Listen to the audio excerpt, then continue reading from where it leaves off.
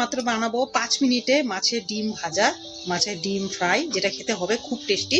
তো চলো দেখে নিই কি কি লাগবে আর কেমন করে বানাবো। মাছের ডিম ভাজার জন্য লাগবে হচ্ছে পেঁয়াজ আর কাঁচা লঙ্কা।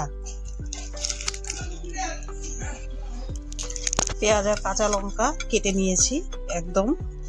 আর এখানে লাগবে হচ্ছে মাছের ডিম। তো এই মাছের ডিমটাকে আগে আমি হাত দিয়ে ভালো করে এরকম করে ফাটিয়ে নিব।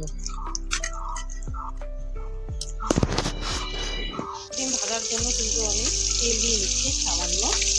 তেলটাকে একটু ভালো করে গরম করে নিই। তেলটা পুরোপুরি গরম হয়ে গেলে দিয়ে নিব আমি কেটে রাখা পেঁয়াজ। তার সাথে দিয়ে নেব হচ্ছে লঙ্কা। মাছটা হালকা ভাজা হয়ে গেলে একটু লাল হয়ে আসলে দিয়ে নিব ডিমগুলো, যে হাত দিয়ে আমি মেখে নিয়েছিলাম সেই ডিমটাকে এখন দিয়ে বেশ একটু 5 মিনিটের মতন নেড়ে নেব। এরকম করে নাড়তেই থাকতে হবে ডিম।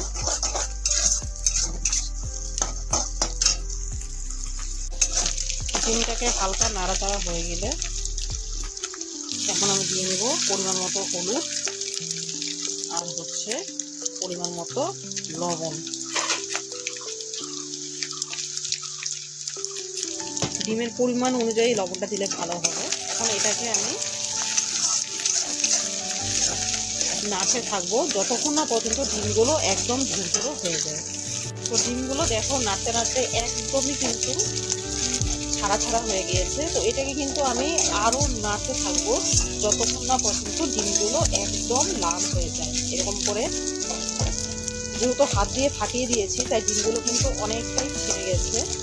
কিন্তু এখন এটাকে আরও 2 থেকে 3 মিনিট এরকম করে নেড়ে যাব। তো ডিম কিন্তু এখন কিন্তু বেশ ফুটতে শুরু করে দিয়েছে। দেখো শব্দটা শুনতে পাচ্ছ আশা করি। আর লাল হয়ে গিয়েছে।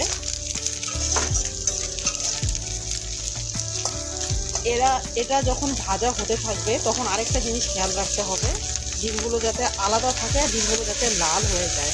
লাল আর যখন কালারটা যখন একদম লাল হয়ে আসবে তখনই ডিমটা নামিয়ে দিতে হবে। তো এটা কিন্তু দেখো আর একটু কিন্তু দেরি আছে,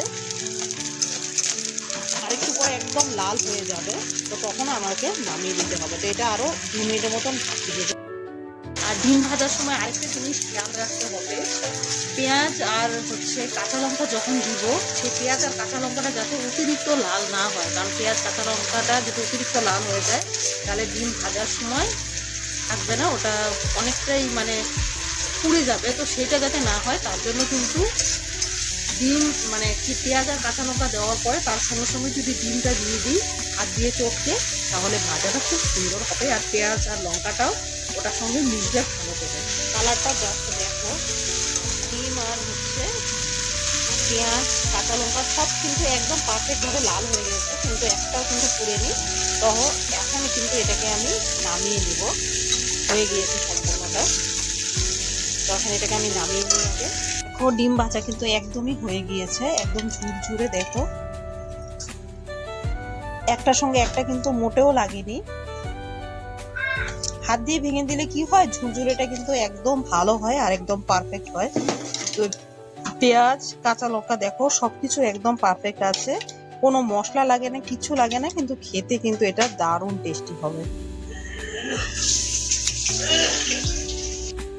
ডিম ভাজা কিন্তু ঝটপট হয়ে যায় আর মশলা ছাড়া একদম সম্পূর্ণ খুব ভালো রেসিপি, যেটা খেতে খুব টেস্টি আর সুন্দর হয়। তো কেমন করে বানিয়েছি, খুব তাড়াতাড়ি করে খুব ভালো করে বানিয়েছি, তোমরা দেখে নিবে। পেঁয়াজ আর কাঁচা লঙ্কাটা কিন্তু একসাথে দিয়ে, লঙ্কাটা আর পেঁয়াজটা বেশি ভাজা যাবে না, ডিমটার সঙ্গে সঙ্গে দিয়ে নাড়তে হবে। আর নেড়ে নেড়ে ডিমটাকে একদম ঝুরঝুরে বানাতে হবে, তারপরে একদম টেস্টি মাছের ডিম ভাজা হয়ে যাবে। তো ভিডিওটি কেমন লাগলো কমেন্ট করে আমাকে অবশ্যই জানাবে।